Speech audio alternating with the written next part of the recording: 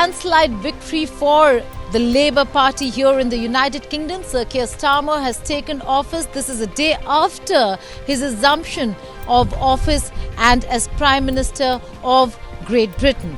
Let's take a look at what the newspapers have to say about this new administration and how they are going to address the challenges ahead. We begin with the Sun.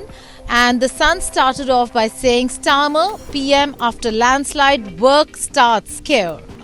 Britain's 58th Prime Minister vowed to serve everyone yesterday, even if they did not vote Labour. Clearly, Prime Minister Sir Keir Starmer had in his opening speech and his victory speech come out and said that they're going to work for each and every one in the United Kingdom, more so for those who did not vote Labour. And that's the message that has been headlined by The Sun.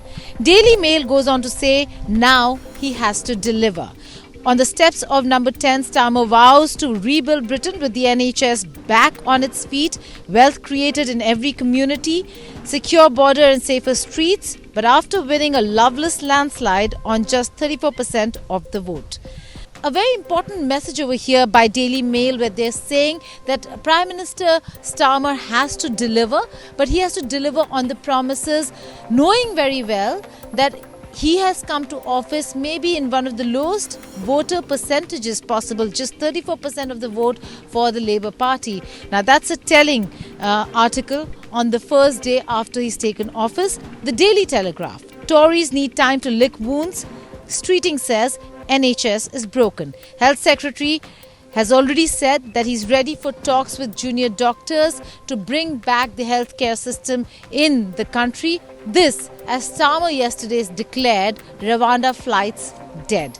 So a very clear message on immigration and how Labour Party is approaching that problem, as also the NHS. Now let's go to the Times. The Times says the work of change begins. Starmer vows to rebuild after landslide Labour win. Conservatives reduced to 121 seats as 4 million vote for reform. So the Times messaging clearly that the times have changed, that Keir Starmer has come in for change and that he'll have to work for that change that he has promised. Will he deliver is the question. Mirror. Now we begin. New Prime Minister pledges to rebuild Britain brick by brick. A very strong headline there by the Mirror. Daily Express says, let us be gracious in defeat. The Express pays tribute to Keir Starmer's historic victory. Our new Prime Minister is undoubtedly decent and sincere. We will hold his power to account, but. So, holding him to account for the promises that have been made. The newspapers over here very clearly saying that there are many challenges for the incumbent, but one has to be gracious in defeat and in victory as well. And therefore, the speeches over here being reminded of what was said by Starmer as also by Rishi Sunak.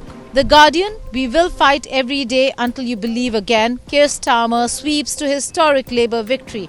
That's the headline, where the speech of Keir Starmer again has been the highlight of all the newspapers, and over here the Guardian headlining it and putting it on the front page. Financial Times, the work of change begins today. Sir Keir Starmer has entered Downing Street as the new Prime Minister after winning the general election in a historic Labour landslide, and has named Rachel Reeves as the first female Chancellor. Again, one glass ceiling broken over here.